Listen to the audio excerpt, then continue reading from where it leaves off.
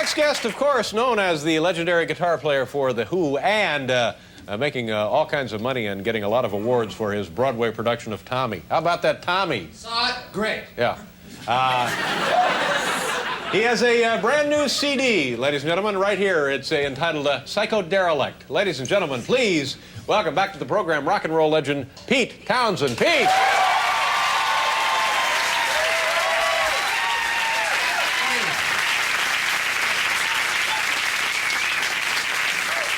I'm going to play a song for my show.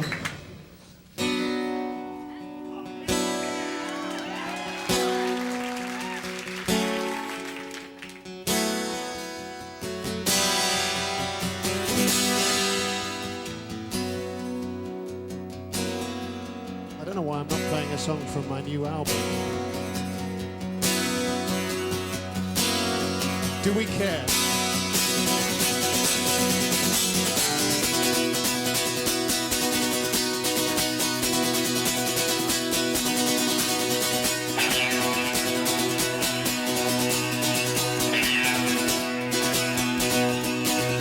Ever since I was a young boy, I've played the silver ball. From Soho down to Brighton, I must have played them all. I've never seen anything like him in any amusement hall. That deaf, dumb and blind kid sure plays a mean pinball.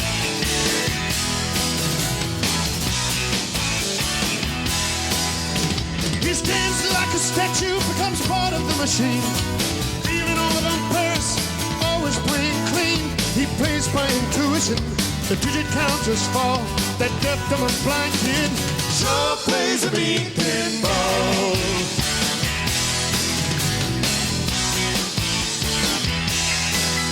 He's a pinball wizard, has to be addressed. A pinball wizard that just has to pull the hill.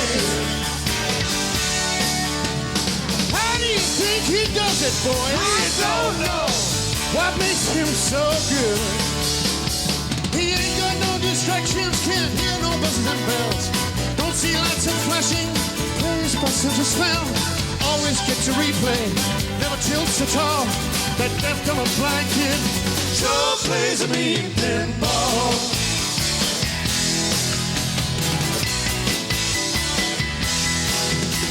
I thought I was a tiny table king. I'm just handing my pinball crown to him.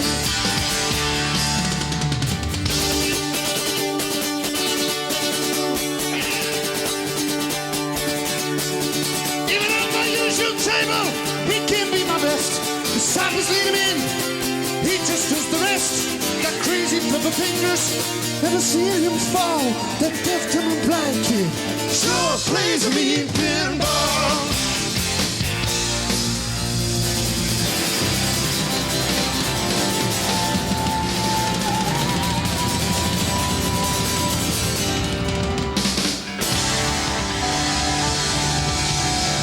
Let's do something for the world. Let's do something good for those kids, for charity, for everything. Let's do something really fun.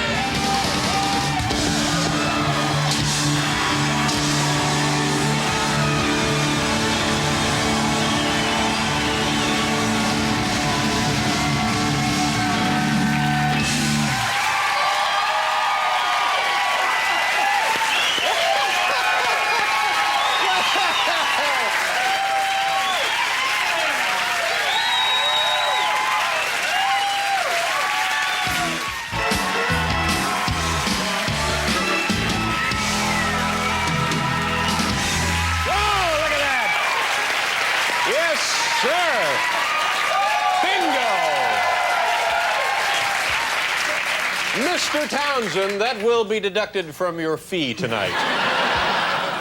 How did that begin, you busting up stuff? You know, I wanted to play the clarinet. And my father was a clarinet player, and he when I was about 8, he let me play the instrument. And I couldn't get a sound out of it. And he said, well, maybe you could try the instrument that I started on, which was the guitar. Mm-hmm. So I said, well, that will be good, and waited a few years. And when I was 11, Christmas came. And my father was a good musician, and I expected him to buy me a fine instrument. But my grandmother, who was, you know, it's to put it politely, because she is my beloved grandmother who brought me up and looked after me when I was young. She was clinically insane. Yeah, that's almost flattering when you put it that way. We didn't ever get her to a clinic, unfortunately, but... it was elected that she would buy me my first guitar. Well, that's nice. Yeah, well, it was, except she bought me one of those things that you hang on the wall of the Italian restaurant. And I took it to my... A big, more ornamental... No, yeah, that's right. Kind of a cheap, scraggy guitar with the strings about that far. And it was kind of like this.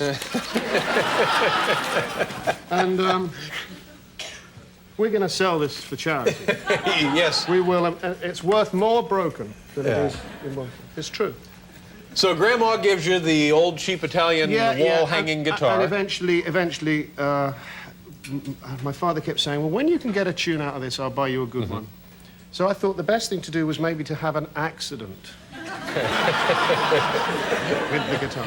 Yeah. And that's how it started. So you busted up your very first guitar that Grandma gave. And you know, she was clinically insane, and it's kind of been the one ribbon that's run continually through my life. And also, I understand, well, I think we have evidence of it here, this is protection because of a recent injury. You know, on the '89 Who tour, I speared myself. You know, I did this windmilling thing. You did it here, as a matter of fact, not long ago. That's right, I did it here, Yeah, it's very exciting, very dramatic to see. It's a dramatic... Yeah.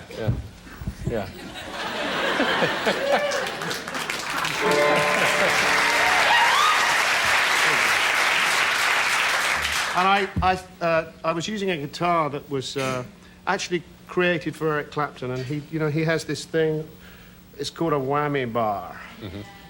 And I speared my hand on the whammy bar, and it went in through the hand and out the other side. Oh! And I picked up the guitar, and it was hanging. Oh, man, you're making us all sick. That's why I come on. So what the heck happens? What does that do to the show? I was lucky. It bled a lot, but it was. But you can't finish up the show like that with your guitar hanging out of your hand, can you? No, I slipped it off.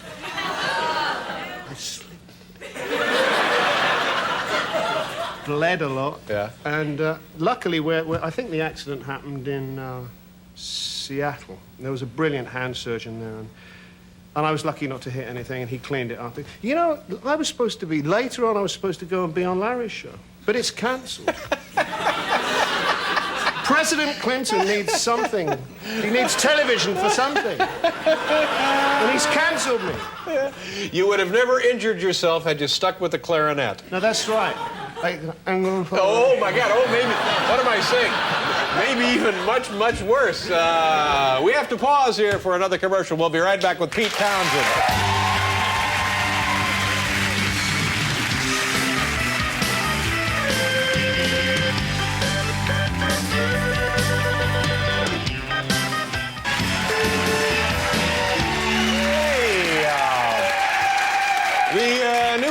Is Psycho Derelict. Pete, good to see you. Congratulations on all the success and a great career. And do us a favor, come and see us at the new place. Thank you. Have a very nice summer. Pete Townshend, ladies and gentlemen. Thank you. My thanks also to Larry King, who was here earlier. And I'm sorry, Cindy Crawford will not be here tonight. I'm sorry. She got a look at Herb and said, that's it, I'm getting a cab. We'll have Cindy on just as soon as we possibly can next week or never. We have 5 more. Good night, everybody.